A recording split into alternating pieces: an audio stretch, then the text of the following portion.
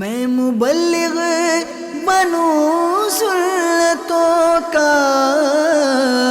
خوب چرچا کروں سنتوں کا، ہو کرم بحر خاک مدینہ۔ الحمدللہ رب العالمین والصلاة والسلام علی سید المرسلین، اما بعد فاعوذ باللہ من الشیطان الرجیم، بسم اللہ الرحمن الرحیم۔ الصلاة والسلام علیک یا رسول اللہ وعلی آلک واصحابک یا حبیب اللہ۔ الصلاة والسلام علیک یا نبی اللہ وعلی آلک واصحابک یا نور اللہ۔ سرکار دو عالم نور مجسم صلی اللہ تعالی علیہ وآلہ وسلم کا فرمان عالی شان ہے،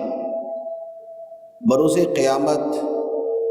دہشتوں اور دشوار گزار گھاٹیوں سے جلد نجات پانے والا شخص وہ ہوگا جو دنیا میں مجھ پر کثرت سے درود پڑھتا ہوگا۔ صلو علی الحبیب صلی اللہ تعالی علی محمد۔ ربیع الاول شریف کا مہینہ بڑے جوش و خروش سے منایا گیا۔ سرکار دو عالم صلی اللہ علیہ وآلہ وسلم کی یاد میں اور میلاد میں محفلوں کا انعقاد کیا گیا، اور ربیع الاول کے بعد ربیع الثانی ربیع الآخر کا مہینہ آتا ہے، جو حضور سیدنا غوث اعظم شیخ عبد القادر جیلانی رضی اللہ تعالی عنہ کے ساتھ منسوب ہے اور بہت معروف ہے۔ اولیاء کرام کا ذکر کرنا، ان کا تذکرہ کرنا، ان کی محافل کا انعقاد کرنا، ان کا عرس منانا، یہ الحمدللہ دنیا بھر میں مسلمانوں کا معمول ہے۔ یہ جو اہتمام کیا جاتا ہے، اس کی بنیاد کیا ہے، اس کا مقصد کیا ہے؟ ایک حدیث مبارک عرض کرتا ہوں، بخاری شریف کی حدیث ہے۔ حضرت عقبہ بن عامر رضی اللہ تعالی عنہ روایت کرتے ہیں کہ ایک مرتبہ نبی کریم صلی اللہ علیہ وآلہ وسلم ہم سب کو لے کر احد شریف کے مزارات پر گئے، اور وہاں جا کر نماز ادا کی، اور نماز ادا کرنے کے بعد نبی پاک صلی اللہ علیہ وآلہ وسلم منبر پر تشریف فرما ہوئے۔ اس کا مطلب یہ ہوا کہ ساتھ میں منبر بھی لے کر گئے، کیونکہ احد شریف کے اندر تو منبر ہونے کا مطلب نہیں بنتا۔ تو نبی پاک علیہ الصلوۃ والسلام مزارات پر گئے، اور جا کے ان مزارات کے سامنے جا کے نماز پڑھی، اور اس کے بعد منبر پر جلوہ گر ہوئے، اور وہاں آپ نے ارشاد فرمایا، انی فرط لکم، اے لوگو میں تم سے آگے جا کر تمہارے لیے انتظامات کرنے والا ہوں۔ مراد یہ کہ میں اگلے جہان میں جا کے، دنیا سے کوچ کر کے، میں تمہارے لیے اگلے جہان میں جا کے انتظامات کرنے والا ہوں۔ اور فرمایا وَأَنَا شَهِيدٌ عَلَيْكُمْ، اور میں تم پر گواہ ہوں۔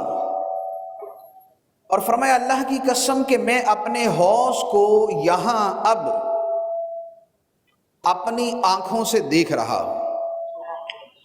اور فرمایا خدا کی قسم مجھے تم پر یہ ڈر نہیں کہ تم شرک میں پڑ جاؤ گے، لیکن یہ ہے کہ تم دنیا کی محبت میں گرفتار ہو جاؤ گے۔ یہ بخاری شریف کی حدیث مبارک۔ اب یہ جو حدیث مبارک میں امور بیان کیے گئے، ان امور کا خلاصہ یہ بنتا ہے کہ نبی پاک صلی اللہ علیہ وآلہ وسلم احد شریف کے مزارات پر گئے، ساتھ میں ممبر لے کر گئے، وہاں جا کے نماز ادا کی، نماز کے بعد آپ نے وعظ فرمایا، اور اس وعظ کے اندر آپ نے اپنے فضائل بھی بیان فرمائے اور آخرت کی فکر بھی دلائی، دنیا سے بے رغبتی، دنیا کی محبت سے بچ کے رہنا، ان چیزوں کا بیان بھی فرمایا۔ یہ جو چیزیں ہیں، یہ جو امور ہیں، یہ وہ ہیں کہ جنہیں ہم اپنی زبان میں عرس کہتے ہیں، کہ عرس میں کسی مزار پر جا کر صاحب مزار کے لیے دعا بھی کی جاتی ہے، تلاوت قرآن کی جاتی ہے، واعظ و نصیحت کا اہتمام کیا جاتا ہے، اللہ اور اللہ کے رسول کی عظمت و شان کا بیان ہوتا ہے، اللہ اپنے پیاروں کو جن انعامات سے نوازتا ہے اس کا بیان کیا جاتا ہے، تو ان ساری چیزوں کے مجموعے کا نام عرس ہوتا ہے۔ اب لفظ عرس جو ہے، اس کا معنی کیا ہے؟ عربی زبان میں عرس کہتے ہیں شادی کو، عرس شادی کو کہتے ہیں۔ اسی طرح عرس کا معنی ہے خوشی، اسی طرح عرس کا معنی ہے رات کے آخری پہر میں ٹھنڈی میٹھی نیند اور آرام کرنا، اس کے معنی ہے۔ اب اولیاء کرام جن کے عرس منائے جاتے ہیں، جن کی یاد قائم کی جاتی ہے، اسے لفظ عرس سے تعبیر کرنے کا مقصد کیا ہے؟ تو بات یہ ہے کہ عرس کا معنی چونکہ خوشی ہے، اس میں ایک شادمانی ہے، اس میں ایک مسرت ہے، اور یہ بندہ، یہ اللہ کا پیارا، یہ اللہ کا ولی جس دن خدا کی بارگاہ میں گیا، وہ دن اس کے لیے شادمانی اور مسرت کا دن تھا۔ وہ دن اس کے لیے شادمانی کا تھا کہ دنیا کے سارے جھمگٹوں سے، دنیا کی ساری تکلیفوں سے، دنیا کی آزمائشوں اور مشقتوں سے، بیماریوں اور پریشانیوں سے نکل کر اب جہاں یہ جانے والا ہے، سامنے فرشتے جنت کا کفن لے کے کھڑے ہیں، سامنے فرشتے اس کا استقبال کرنے کے لیے کھڑے ہیں، فرشتے اس کے لیے جنت کے پھول لے کے آئے ہوئے، جنتی پھول اس کے سامنے رکھا جاتا ہے، اس کی خوشبو اسے سنگھائی جاتی ہے، اور اسے کہا جاتا ہے کہ چل اب اپنے رب کی طرف چل۔ تو اب بتائیے کہ اس ولی کے لیے یہ دکھ کا دن ہے یا خوشی کا دن ہے، یہ تکلیف کا دن ہے یا مسرتوں کا دن ہے؟ اولیاء کرام، صالحین، رب کے مقرب، اللہ کے پیارے، خدا سے محبت کرنے والے، کہ جن کی ساری زندگی اسی دن کے انتظار میں گزرتی ہے کہ کب رب کا بلاوا آئے گا، کب خدا کا بلانے والا آئے گا، اور کب ہم اپنے رب کی بارگاہ میں جائیں گے۔ آج اس کی خوشی کا دن ہے، کیونکہ آج اسے کہا جا رہا ہے، یا ایتھا النفس المطمئنہ ارجعی الی ربک راضیۃ مرضیہ فادخلی فی عبادی وادخلی جنتی۔ یہ ندا اسے کی جاتی ہے، اے اطمینان والی جان، اے رب کے احکام پہ مطمئن رہنے والی جان، اے خدا کی طرف سے آزمائشوں پر ہر حال میں صبر کرنے والی جان، اے خدا کی نعمتوں پر شکر کرنے والی جان، اے ہر حال میں رب سے راضی رہنے والی جان، اے اپنے رب کے فیصلوں پر خوشی کا اظہار کرنے والی جان، اے نفس مطمئنہ، لوٹ اپنے رب کی طرف اس حال میں کہ تو اپنے رب سے راضی ہے، تیرا رب تجھ سے راضی ہے۔ لوٹ اپنے رب کی طرف اس حال میں کہ تیرا رب تجھ سے راضی ہے اور تو اپنے رب سے راضی ہے۔ فادخلی فی عبادی وادخلی جنتی، اے اطمینان والی جان، میرے بندوں میں داخل ہو جا اور میری جنت میں داخل ہو جا۔ تو اب غور کیجئے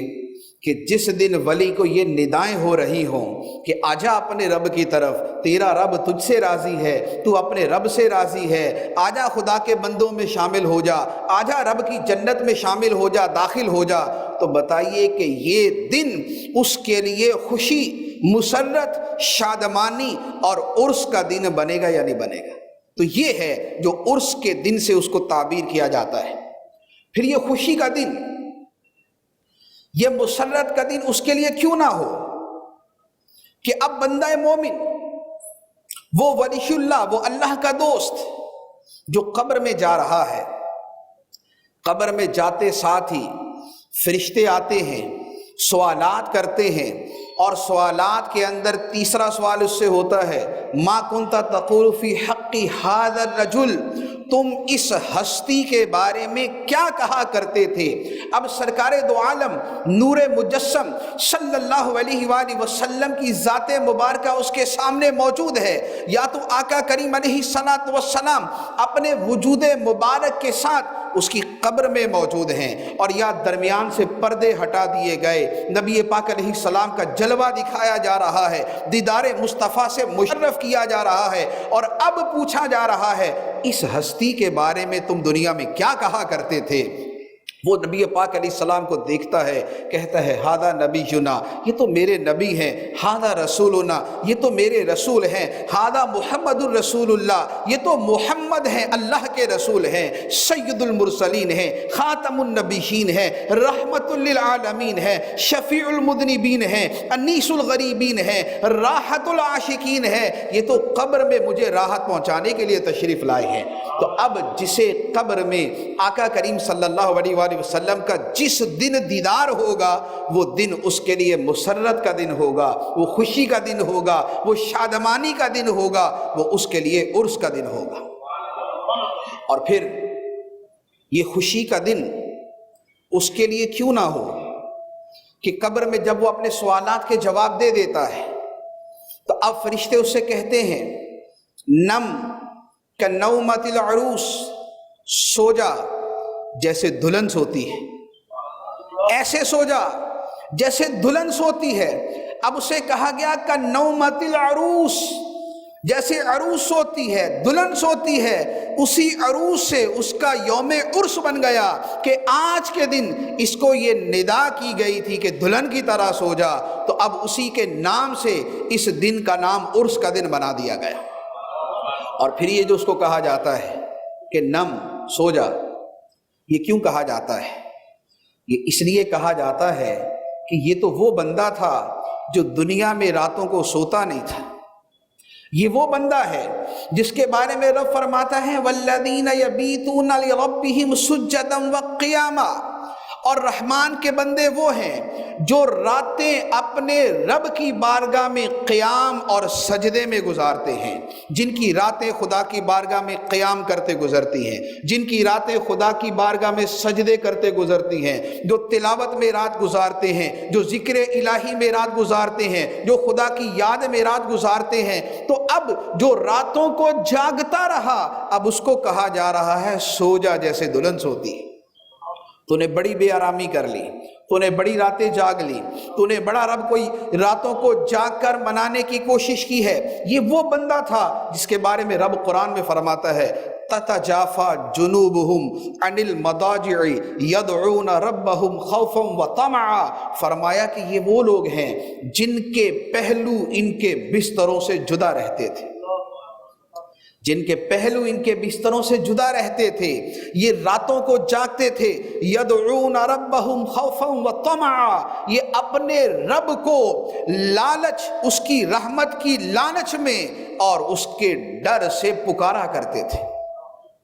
تو دنیا میں ان کے پہلو بستروں سے جدا رہتے تھے، اب ان سے کہا جاتا ہے سو جا جیسے دلہن سوتی ہے۔ یہ وہ لوگ تھے جن کے بارے میں رب نے فرمایا والمستغفرین بالاسحار، اور رات کے آخری پہروں میں استغفار کرنے والے، رات کے آخری لمحات میں استغفار کرنے والے، رب سے بخشش مانگنے والے، کہ جب انہوں نے سن لیا کہ سرکار دو عالم صلی اللہ علیہ وآلہ وسلم نے فرمایا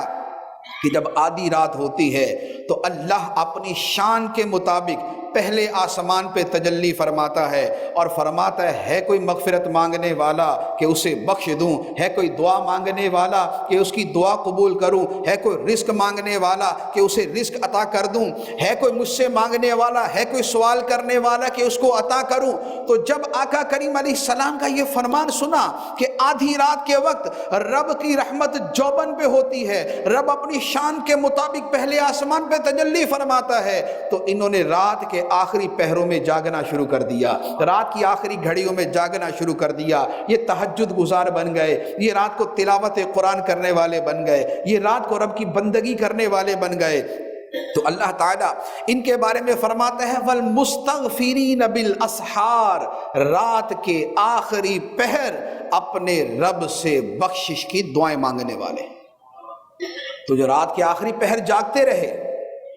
جو رات کے آخری پہر جاگتے رہے، ان سے کہا جاتا ہے سو جا، نم کنومت العروس، سو جا آج جیسے دلہن سوتی ہے، کیونکہ دنیا کے اندر تو راتیں جاگ کے رب کی عبادت کیا کرتا تھا۔ رب فرماتا ہے یتلون آیات اللہ آناء اللیل، رات کے لمحات میں یہ لوگ اللہ کی آیتوں کی تلاوت کرتے ہیں۔ تو یہ راتیں ہیں کہ جن کی وجہ سے ان کو قبر کے اندر کہا جاتا ہے کہ اب آرام کرو، اب تمہارے آرام کا وقت آ چکا، اب تمہاری استراحت کا وقت آ چکا، اب تمہارے سکون اور چین کا وقت آ چکا، تم نے اپنا چین رب کی عبادت کے لیے قربان کر دیا، اب تا حشر اور حشر کے بعد تمہارے لیے چین ہی چین لکھ دیا گیا، اب تمہارے لیے سکون ہی سکون لکھ دیا گیا، اب تمہارے لیے راحت ہی راحت لکھ دی گئی، اب آرام ہی آرام لکھ دیا گیا، اب تمہاری ہر گھڑی، اب تمہارا ہر لمحہ، اب تمہاری ہر ساعت یہ تمہاری مرضی کے مطابق ہے، کیونکہ زندگی تو نے رب کی مرضی کے مطابق گزاری، اب قبر میں تیری زندگی رب نے تیری مرضی کے مطابق کر دی، آخرت تیری مرضی کے مطابق کر دی۔ وَلَكُمْ فِيهَا مَا تَشْتَهِي أَنفُسُكُمْ وَلَكُمْ فِيهَا مَا تدعون، تمہیں ہر وہ شے ملے گی جو تمہارا دل چاہے گا اور جو تم زبان سے مطالبہ کرو گے، جو زبان سے کہو گے وہ بھی ملے گا اور جو دل میں چاہو گے تمہیں وہ بھی عطا کیا جائے گا۔ تو یہ وہ ہے کہ جن کو قبر میں کہا جاتا ہے کہ آرام کرو۔ تو چونکہ اللہ کا ولی جس دن دنیا سے جاتا ہے، یہ ساری بشارتیں، یہ ساری مسرتیں، یہ ساری ندائیں، یہ سارے خطابات، یہ ساری پیار بھری اس سے جو باتیں ہیں، یہ اس دن ہوتی ہیں جس دن وہ دنیا سے جاتا ہے۔ اس لیے اس کا دن، وہ دنیا سے جانے کا دن اس کے لیے خوشی کا دن بن جاتا ہے، مسرت کا دن بن جاتا ہے، عرس کا دن بن جاتا ہے۔ اللہ تبارک و تعالی اولیاء کرام کے حوالے سے ارشاد فرماتا ہے، قرآن پاک کی مشہور آیت مبارکہ ہے، فرمایا الا ان اولیاء اللہ لا خوف علیہم ولا هم یحزنون الذین آمنوا وکانوا یتقون۔ فرمایا سن لو، اللہ کے دوستوں پر نہ کوئی خوف ہوگا اور نہ وہ غمگین ہوں گے، اور اللہ کے ولی وہ ہیں، فرمایا الذین آمنوا وکانوا یتقون، اللہ کے ولی وہ ہیں جو ایمان میں کامل تھے اور پوری زندگی تقوی کے مطابق گزارتے تھے۔ ایمان میں کامل، تقوی میں کامل، ورع میں کامل، خوف خدا میں کامل، جن کی زندگی تقوی کے پیکر میں ڈھلی ہوئی، جن کی زندگی خوف خدا کا ایک مجسم تھی، جن کی زندگی کے اندر، جن کی خلوتوں جلوتوں میں تقوی کا نور نظر آتا تھا، فرمایا کہ جو دنیا میں ڈرتے رہے اب قیامت کے دن ان کو ڈر نہیں ہوگا، جو دنیا میں آخرت کے بارے میں غم زدہ رہے کہ کیا بنے گا، آخرت کے دن خدا ان کو بے خوف کر دے گا، بے غم کر دے گا۔ اب ان کی جو بے خوفی ہے اور جو ان کے غم سے ان کی نجات ہے، بچت ہے، حدیث مبارک ہے، ابو داؤد شریف کی حدیث ہے، سیدنا عمر فاروق رضی اللہ تعالیٰ عنہ فرماتے ہیں کہ نبی کریم صلی اللہ تعالیٰ علیہ وآلہ وسلم نے ارشاد فرمایا قیامت کے دن کچھ لوگ ہوں گے جو نور کے ممبروں پر بیٹھے ہوں گے، نور کے ممبروں پر بیٹھے ہوں گے، اور فرمایا کہ ان کے چہروں سے بھی نور برس رہا ہوگا، اتنے نورانی. اور فرمایا ایسا مقام ہوگا کہ نبی اور شہید انہیں دیکھیں گے تو انہیں دیکھ کر خوشی اور مسرت کا اظہار کریں گے. یار کیسے لوگ ہیں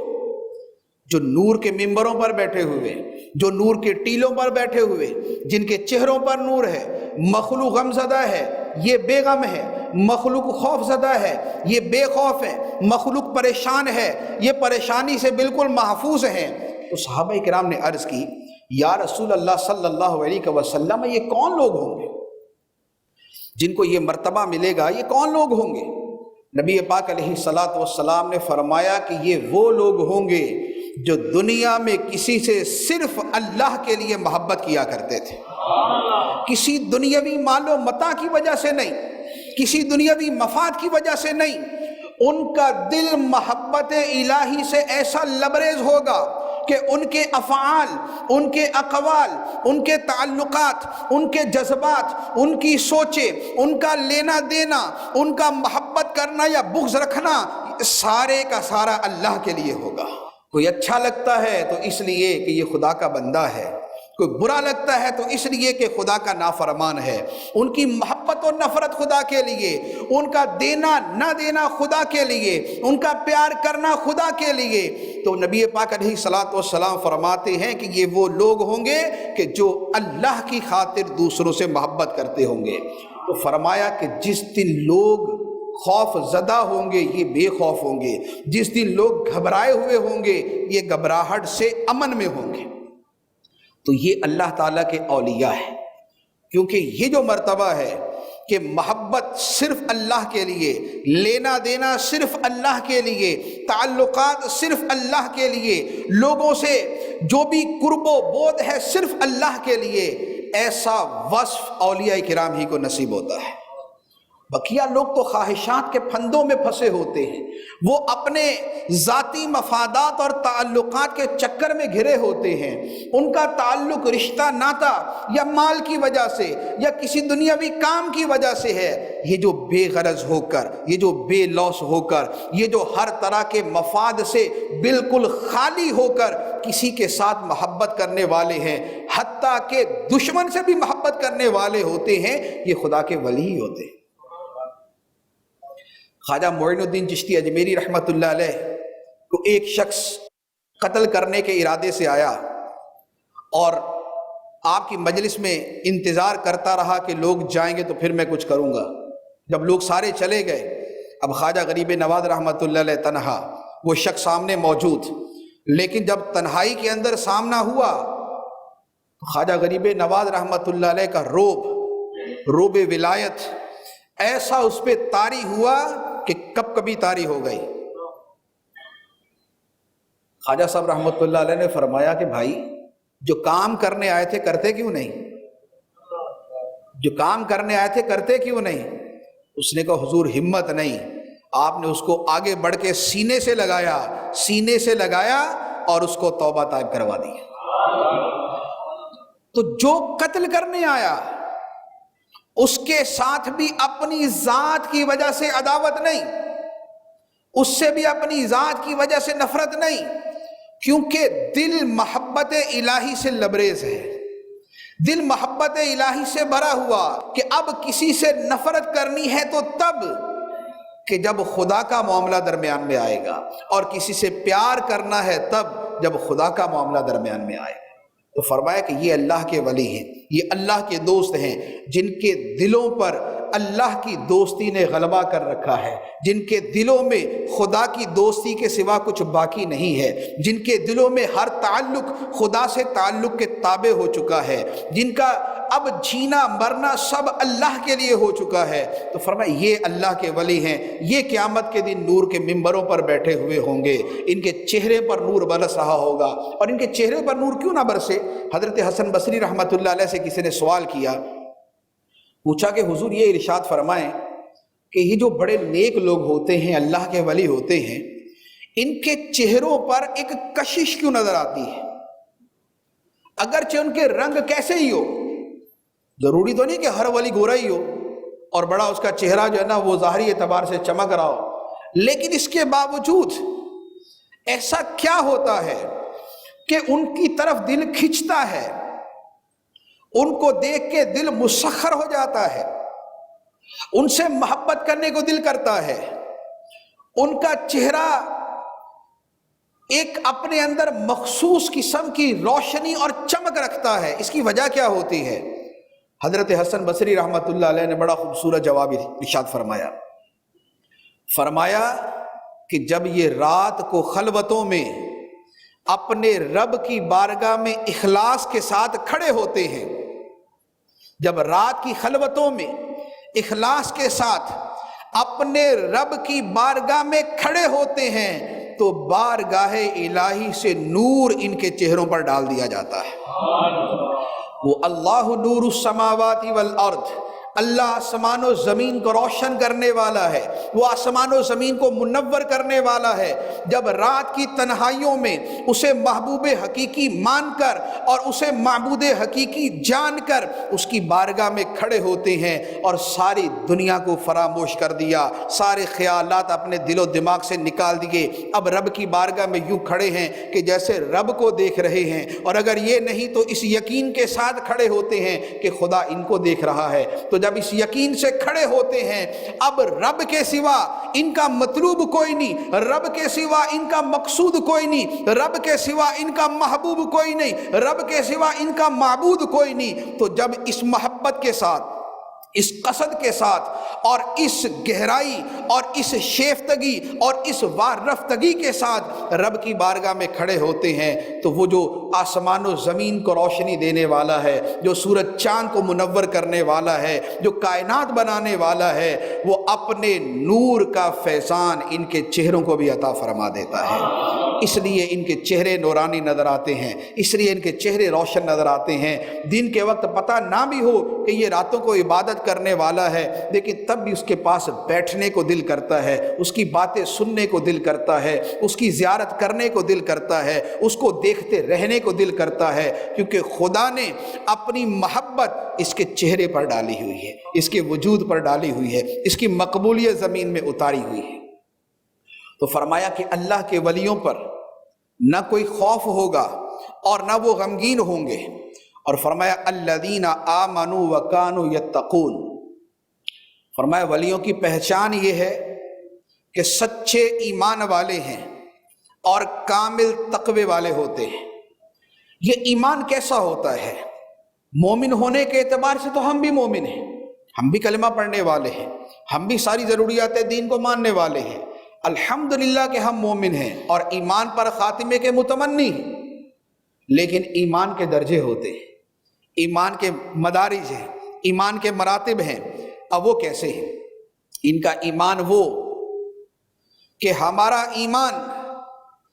اپنے ضعف کی وجہ سے مدھم ہے اور ایک کمزوری اپنے اندر رکھتا ہے، لیکن یہ وہ ہیں، ان کا ایمان وہ ہے کہ اللہ تعالیٰ ان کے بارے میں فرماتا ہے اولئک کتب فی قلوبہم الایمان، یہ وہ لوگ ہیں کہ جن کے دلوں میں اللہ نے ایمان نقش کر دیا ہے، جن کے دلوں میں اللہ نے ایمان نقش کر دیا ہے۔ اعلیٰ حضرت امام اہل سنت رحمۃ اللہ علیہ نے ایک جگہ ارشاد فرمایا ہے، فرمایا کہ اگر میرے دل کے دو ٹکڑے کیے جائیں تو خدا کی قسم ایک ٹکڑے پر لا الہ الا اللہ لکھا ہوگا، دوسرے پر محمد الرسول اللہ لکھا ہوگا۔ یہ ہے اولئک کتب فی قلوبہم الایمان، یہ وہ لوگ ہیں جن کے دلوں میں اللہ نے ایمان لکھ دیا ہے، جن کے دلوں میں اللہ نے ایمان نقش کر دیا ہے۔ لیکن یہ ایمان جو نقش ہوتا ہے، یہ جو ایمان لکھ دیا جاتا ہے، وہ ہوتا کب ہے؟ اللہ تعالیٰ فرماتا ہے، اس سے جو آیت کا پچھلا حصہ ہے، فرمایا لا تجد قوما یؤمنون باللہ والیوم الآخر یوادون من حاد اللہ ورسولہ، فرمایا تم ایسے لوگوں کو نہیں پاؤ گے کہ جو اللہ اور آخرت پہ ایمان رکھتے ہو، اس کے باوجود ایسے لوگوں سے دوستی کریں جو اللہ اور اللہ کے رسول کے دشمن ہیں۔ فرمایا ایسا بندہ تمہیں نہیں ملے گا کہ جو اللہ کو مانتا ہو، آخرت کو مانتا ہو، اس کے باوجود اللہ رسول کے دشمنوں سے دوستی کرے،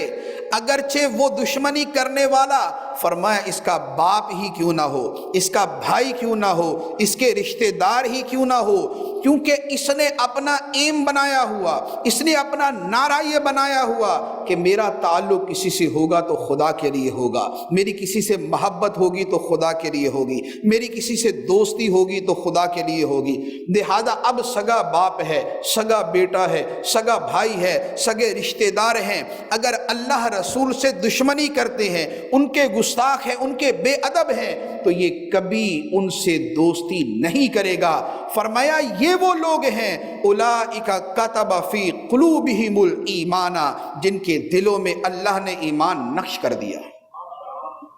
یہ ہیں جن کے دلوں میں اللہ نے ایمان نقش کر دیا ہے۔ تو اولیاء کرام الذین آمنوا، وہ ایمان والے ہیں، لیکن ان کا ایمان وہ ہے کہ جس ایمان نے ان کے دلوں میں گھر کر لیا،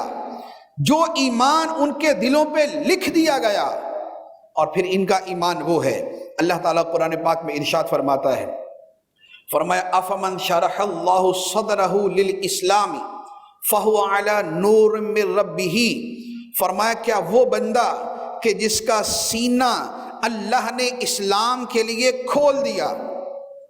جسے شرح صدر حاصل ہو گیا، جس کا سینہ کشادہ ہو گیا، فرمایا فَهُوَ عَلَى نُورٍ مِّن رَبِّهِ، تو وہ اپنے رب کی طرف سے نور پہ ہوتا ہے۔ یہ وہ ایمان والے ہیں جو اپنے رب کی طرف سے نور پر ہیں، جن کو اللہ تعالیٰ نے روشنی عطا فرمائی، جن کے قلب کو خدا نے نور عطا کر دیا، جن کی آنکھوں کو خدا نے نور عطا کر دیا، کہ حدیث مبارک میں فرمایا کہ یہ نور کیسے ظاہر ہوتا ہے، فرمایا اتقوا فراست المؤمن فإنه ينظر بالنور اللہ عز وجل، فرمایا مومن کی فراست سے ڈرو کیونکہ وہ اللہ کے نور سے دیکھتا ہے، وہ اللہ کے نور سے دیکھتا ہے۔ یہ جو اولیاء کرام کے ہم واقعات سنتے ہیں، ان کی کرامات سنتے ہیں کہ اللہ کا ولی بغداد میں بیٹھا ساری دنیا کو دیکھ رہا ہے، وہ لاہور میں بیٹھا ساری دنیا کو دیکھ رہا ہے، وہ دنیا ایک خطے میں ہے اور پوری دنیا میں جس کو دیکھنا چاہے دیکھ سکتا ہے۔ حیرت تو ہوتی ہے، تعجب تو ہوتا ہے، لیکن یہ اتنا بڑا معاملہ نہیں۔ کیوں؟ اس لیے کہ اس کی آنکھوں میں تو اللہ تعالیٰ نے نور رکھ دیا ہے، اسے فراست مومن عطا کر دی گئی، اسے فَإِنَّهُ يَنظُرُ بِالنُّورِ اللَّهِ عَزَّ وَجَلَ کا مرتبہ دے دیا گیا۔ ایک شخص حضرت عثمان غنی رضی اللہ تعالیٰ عنہ کی بارگاہ میں آیا،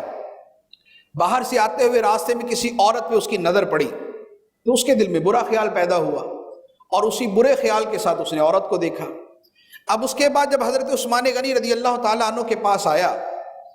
تو آپ نے اس کو دیکھ کے فرمایا کہ کچھ لوگ، یعنی مجموعی طور پہ فرمایا کہ کچھ لوگ ایسے ہیں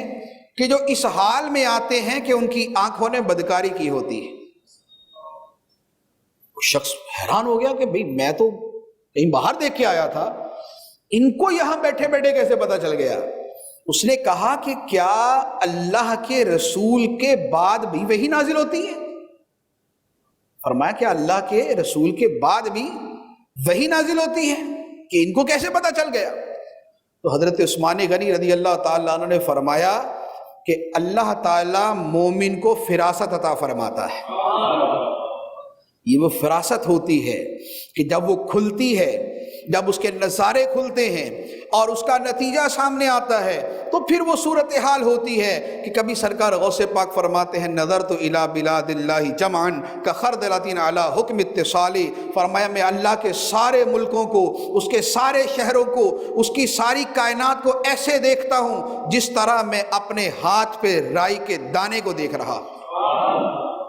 تو یہ جو اللہ کے ولی کی آنکھیں اتنی دور سے دیکھتی ہیں، وجہ یہ ہے کہ اب اس ظاہری آنکھ میں روح کی طاقت شامل ہو جاتی ہے، اس میں روحانیت شامل ہو جاتی ہے، اس میں نورانیت شامل ہو جاتی ہے۔ اب اس کے لیے دور و نزدیک ختم ہو جاتا ہے۔ یہ دور اور نزدیک کا معاملہ ہمارے لیے ہے، آخر ہم بھی تو ایک چھوٹے سے موبائل کے اندر اپنا ویڈیو آن کر کے دنیا جہان کو دیکھ رہے ہوتے ہیں۔ ہم بھی اپنے سامنے ٹی وی رکھتے ہیں، ایک اینٹینا سیٹ ہوتا ہے، ہے، ایک سیٹلائٹ ہوتی ہے، ایک سسٹم اور نظام ہوتا ہے، اس کی وجہ سے یہاں بیٹھے دیکھ رہے ہیں امریکہ میں کیا ہو رہا ہے، یو کے میں کیا ہو رہا ہے، یورپ میں کیا ہو رہا ہے، آسٹریلیا میں کیا ہو رہا ہے، دو آدمی آپس میں بات کرتے ہیں، ویڈیو کالنگ کرتے ہیں، ہر بندہ دوسرے کو دیکھ رہا، ایک امریکہ میں بیٹھا، ایک یہاں بیٹھا، یہ ایک دوسرے کو کیسے دیکھ رہے ہیں؟ درمیان میں کون سی ولایت آ گئی؟ درمیان میں کون سی کرامت آ گئی؟ جسٹ ایک سسٹم ہے، ایک نظام ہے جس کو انسان نے ڈسکور کیا، اس کے مطابق عمل درآمد کیا، اب یہاں بیٹھا بندہ ساری دنیا کو دیکھ رہا ہے۔ تو اگر یہ چھوٹا سا موبائل، آج کل تو 5000 والے موبائل کے اندر بھی سارا کچھ نظر آ جاتا ہے، تو کیا ولی کی نگاہ جو ہے وہ اس موبائل کے برابر بھی نہیں ہو سکتی؟ کیا ولی کی نگاہ اس 5000 کے موبائل کے برابر نہیں ہو سکتی؟ اللہ تعالیٰ نے اگر یہ چھوٹی چھوٹی چیزوں کے اندر یہ صلاحیت پیدا فرمائی ہے کہ ان کو استعمال کر کے دور کو دیکھا جا سکتا ہے، تو پھر نگاہ ولی کے ذریعے بھی دور کو دیکھا جا سکتا ہے، پھر اللہ کے ولی کی نگاہ بھی قریب بھی دیکھ سکتی ہے اور دور بھی دیکھ سکتی ہے۔ تو یہ اللہ کی طرف سے نور پہ ہوتے ہیں۔ فرمایا افمن شرح اللہ صدرہ للاسلام، جس کا سینہ اللہ نے اسلام کے لیے کھول دیا، فہو علی نور من ربہ، تو وہ اپنے رب کی طرف سے نور پہ ہوتا ہے، اپنے رب کی طرف سے روشنی پہ ہوتا ہے۔ تو اب یہ نور جو ہے یہ بعض اوقات اتنا بڑھتا ہے، اس نور کا اظہار بعض اوقات ایسے ہوتا ہے۔ بخاری شریف کی حدیث مبارک نبی پاک صلی اللہ تعالی علیہ وآلہ وسلم نے ارشاد فرمایا ان تعبد اللہ کأنک تراہ فإن لم تکن تراہ فإنہ یراک، فرمایا اللہ کی ایسے عبادت کر جیسے تو اللہ کو دیکھ رہا ہے، اور اگر یہ نہ ہو سکے تو یہ یقین جان کہ خدا تجھے دیکھ رہا ہے،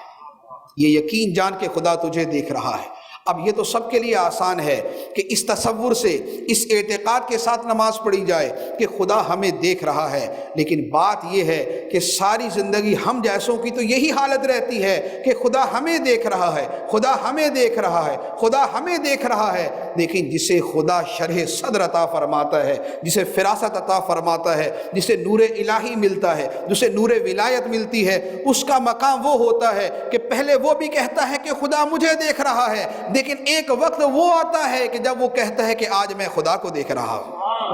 آج میری نماز میرے لیے معراج بن چکی ہے۔ الصلاۃ معراج المومن، نماز مومن کی معراج ہے۔ آج وہ کہتا کہ ہاں میں اس شے کو محسوس کر رہا ہوں جو سرکار دو عالم صلی اللہ علیہ وآلہ وسلم نے فرمائی کہ جب بندہ مومن نماز پڑھتا ہے فَإِنَّهُ يُنَاجِي رَبَّهُ، تو وہ اپنے رب سے پوشیدہ باتیں کر رہا ہوتا ہے، وہ اپنے رب سے مناجات کر رہا ہوتا ہے، وہ اپنے رب سے ہم کلام ہوتا ہے۔ حدیث مبارک ہے بخاری شریف کی کہ جب بندہ سورہ فاتحہ پڑھتا ہے نماز میں، وہ کہتا ہے الحمدللہ رب العالمین،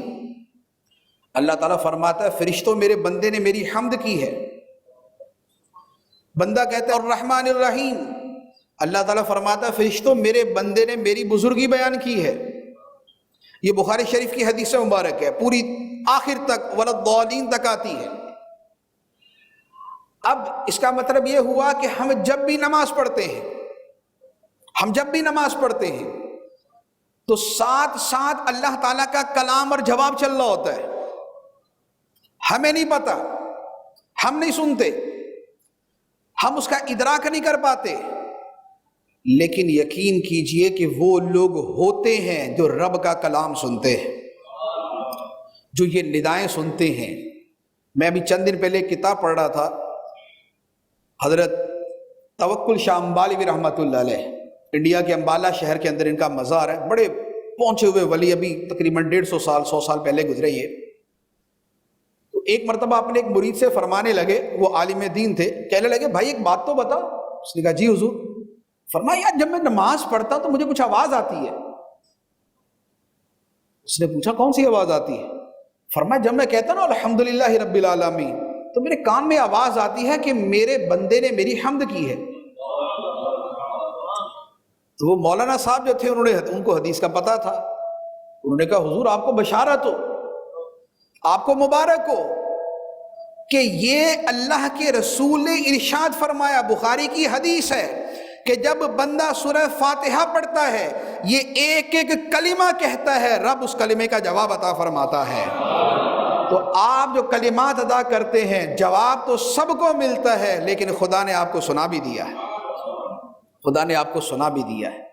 تو یہ ہے جن کو شرح صدر کی دولت ملتی ہے، جن کی عبادت کا عالم یہ ہوتا ہے، جو عبادت اس طرح کرتے ہیں ان تعبد اللہ کأنک تراہ فإن لم تکن تراہ فإنہ یراک، تو اللہ کی ایسے عبادت کر جیسے تو خدا کو دیکھ رہا ہے، اور یہ نہ ہو سکے تو یہ یقین جان کہ خدا تجھے دیکھ رہا ہے۔ اللہ تعالیٰ پر جو ایمان ہے، الذین آمنوا، کہ ولی ایمان والے ہوتے ہیں، اس ایمان کی نوعیت یہ بھی ہوتی ہے کہ رب فرماتا ہے والذین آمنوا اشد حبا للہ، ایمان والے سب سے بڑھ کر اللہ سے محبت کرتے ہیں، سب سے بڑھ کر اللہ سے محبت کرتے ہیں، اپنی جان سے بڑھ کر، اپنے مال سے بڑھ کر، اپنے خاندان سے بڑھ کر، اپنی ہر شے سے بڑھ کر وہ اللہ سے محبت کرتے ہیں، اور جس شے کا خدا سے تعلق ہو جائے وہ اس سے بھی محبت کرتے ہیں۔ مسجدوں سے پیار ہوتا ہے ان کو، مسجدوں کی خدمت سے پیار ہوتا ہے، مسجدوں کی صفائی ان کو بڑی پسند ہوتی ہے۔ کیوں؟ اس لیے کہ مسجد خدا کا گھر ہے۔ ایک بزرگ کا میں نے واقعہ سنا کہ وہ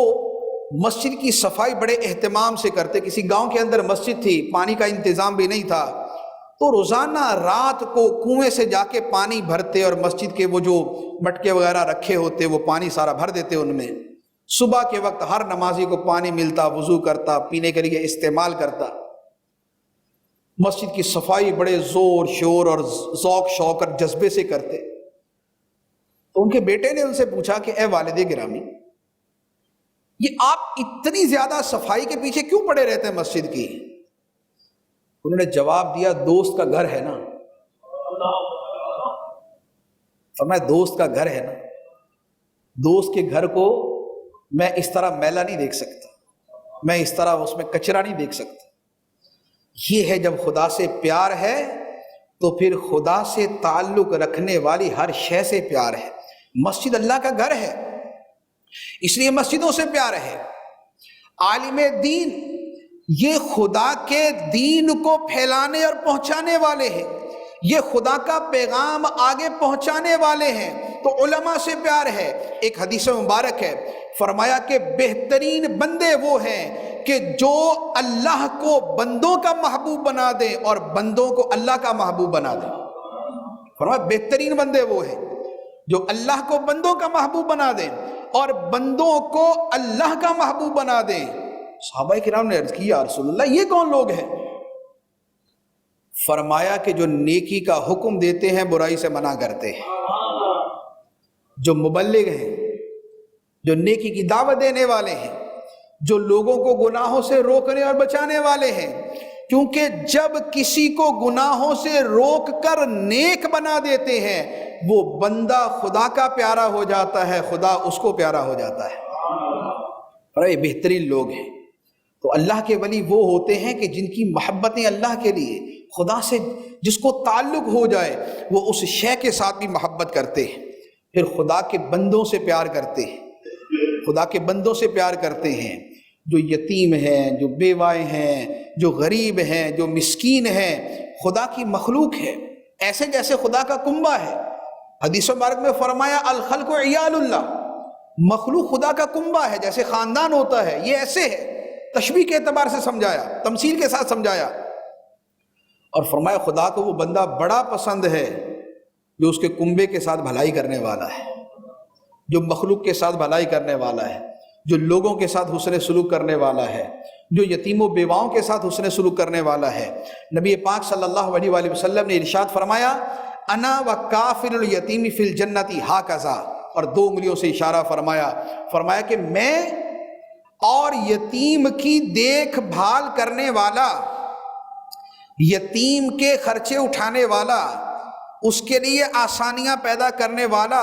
فرمایا میں اور وہ جنت میں ایسے ہوں گے جیسے 2 انگلی ہیں، متصل، ساتھ۔ ہم دعا مانگتے ہیں نا کہ یا اللہ اپنے حبیب علیہ الصلوۃ والسلام کا پڑوس نصیب فرما، ان کے قدموں میں جگہ عطا فرما، ان کا قرب عطا فرما۔ تو اللہ کے حبیب علیہ الصلوۃ والسلام کا قرب پانے کا طریقہ سرکار نے فرما دیا کہ جو یتیم کی کفالت کرنے والا ہے میں اور وہ جنت میں ان 2 انگلیوں کی طرح ہوں گے۔ تو اللہ کے ولی اللہ کی مخلوق سے پیار کرتے ہیں، وہ نرمی اور شفقت اور محبت کا رویہ اختیار کرتے ہیں۔ تو اب ان کے بارے میں اللہ تعالیٰ فرماتا ہے کہ ان کی ایک صفت الذین آمنوا، یہ ایمان والے ہیں۔ دوسرا وصف بیان فرمایا وکانوا یتقون، ان کی ساری زندگی تقوی میں گزرتی ہے،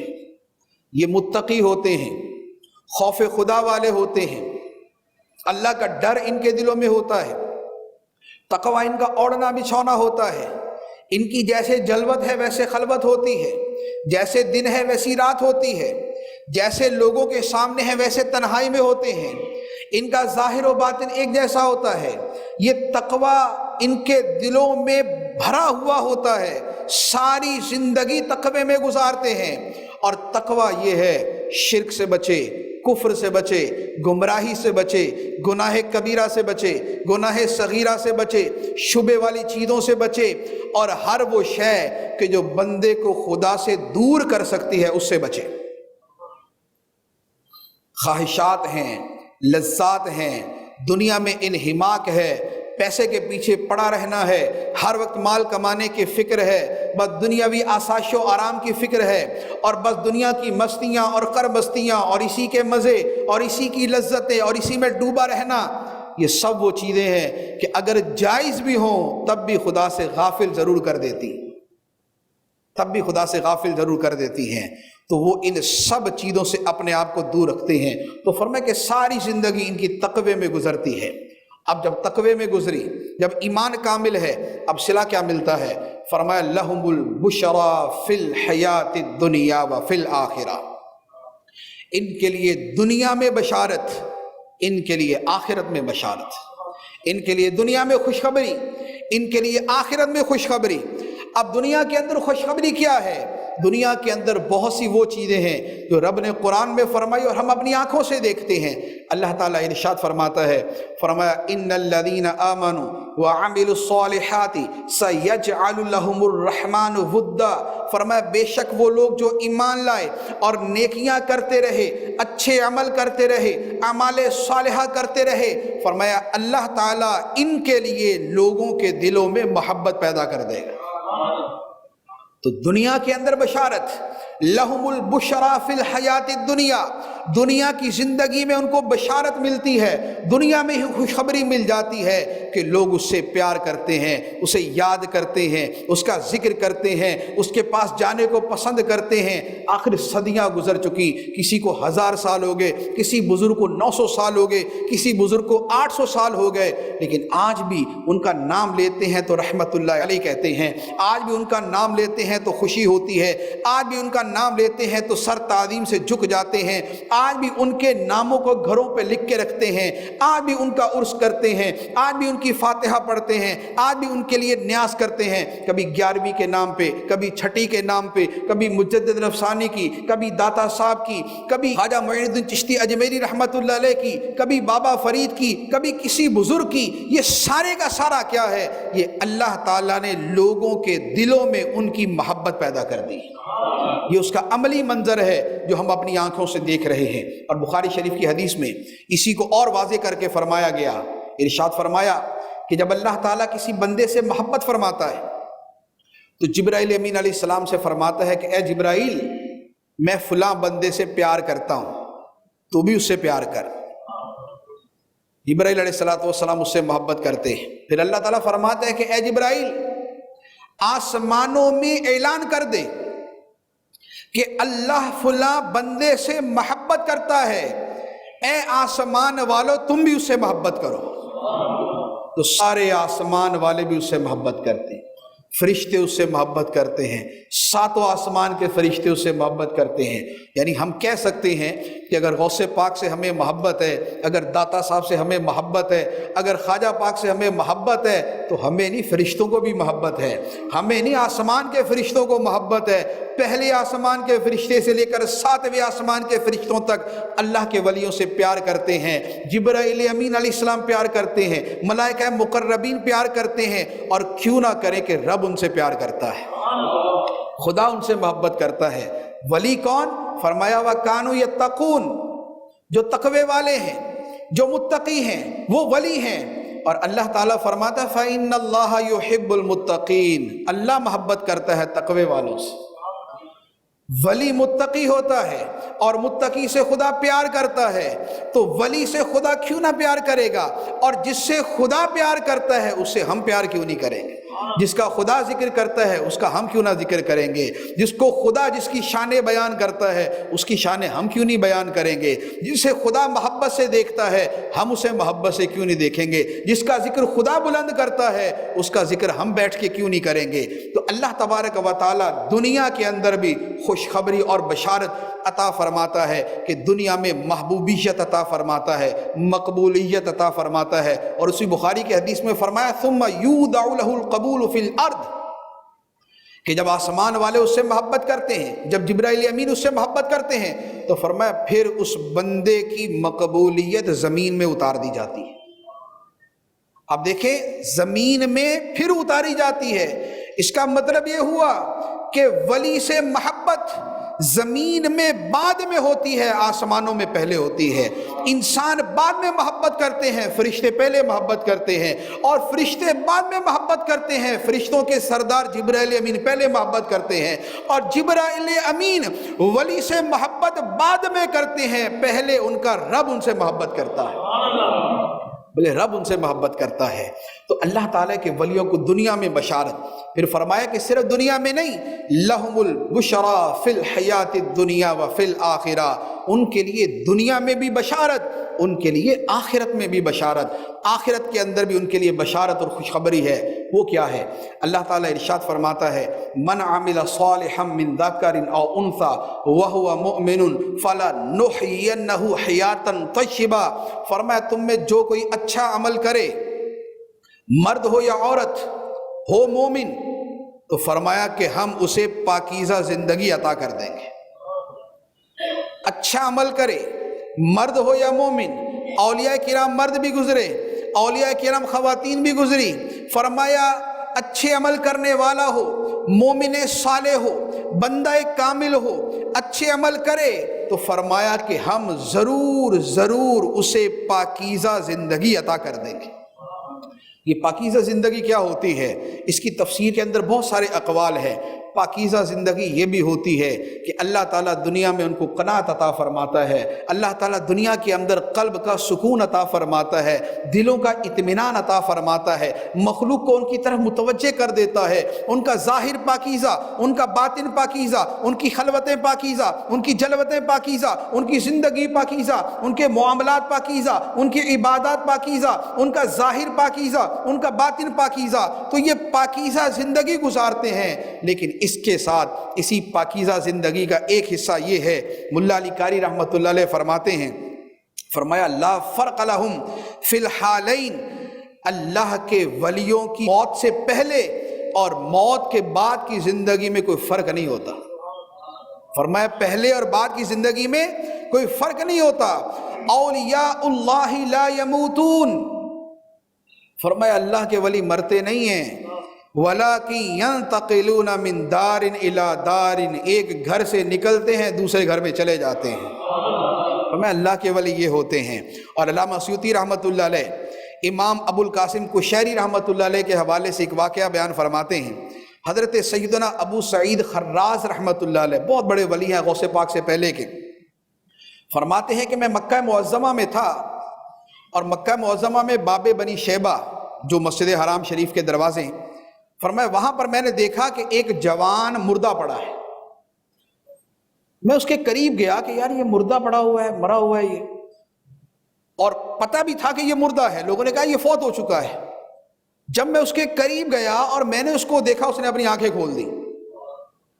اور آنکھیں کھول کے مسکرا پڑا۔ میں نے کہا کیا تم زندہ ہو یا مردہ ہو؟ تم زندہ ہو یا مردہ ہو؟ لوگ کہہ رہے مردہ اور تو آگے سے مسکرا رہا ہے۔ اس نے کہا یا ابا سعید، اے ابو سعید، اما علمت ان الاحباء احیاء و امات، تجھے یہ پتہ نہیں ہے کہ خدا کے پیارے مر بھی جائیں تب بھی زندہ ہوتے ہیں؟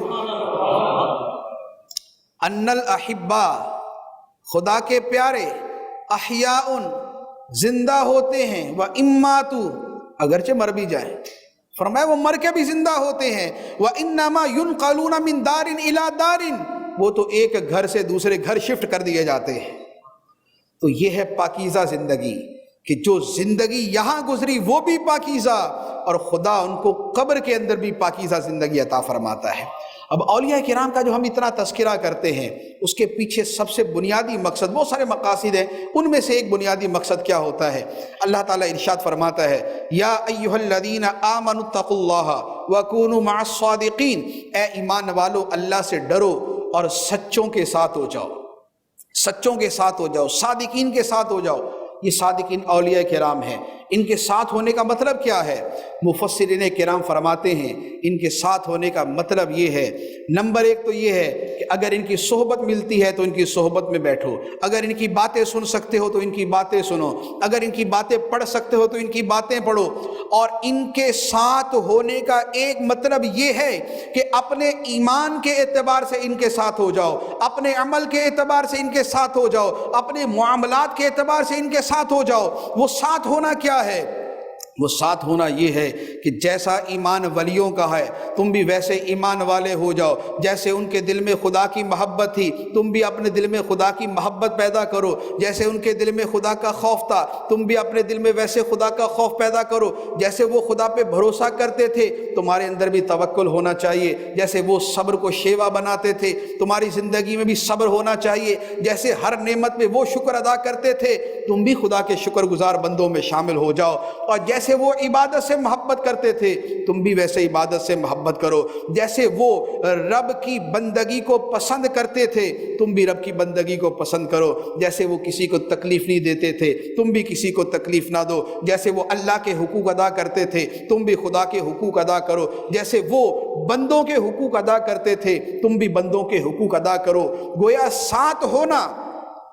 صحبت کے اعتبار سے بھی ہے اور ساتھ ہونا عمل کے اعتبار سے بھی ہے۔ ان کے تقوی میں ان کے ساتھ ہو جاؤ، ان کے خوف خدا میں ان کے ساتھ ہو جاؤ، ان کے صبر و شکر میں ان کے ساتھ ہو جاؤ، ان کے اخلاص و وفا میں ان کے ساتھ ہو جاؤ، ان کے اعمال میں ان کے ساتھ ہو جاؤ۔ تو اولیاء کرام کے جو ذکر کا ایک بڑا بنیادی مقصد ہے وہ یہ ہوتا ہے کہ ہماری زندگیاں بھی ان کے طرز عمل میں ڈھل جائیں۔ رب فرماتا ہے وَاتَّبِعْ سَبِيلَ مَنْ أَنَابَ إِلَيَّ،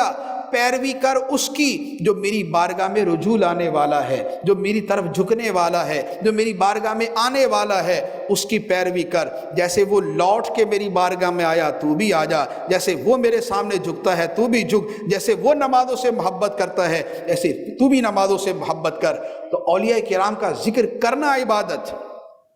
اور ان کی اتباع کرنا بھی عبادت ہے، تو لہذا ان کا ذکر بھی کریں اور ساتھ میں ان کی پیروی اور ان کی اتباع بھی ہو۔ اللہ تبارک و تعالی ہمیں عمل کی توفیق عطا فرمائے، آمین بجاہ النبی الامین صلی اللہ علیہ وسلم۔ میں مبلغ بنوں سنتوں کا خوب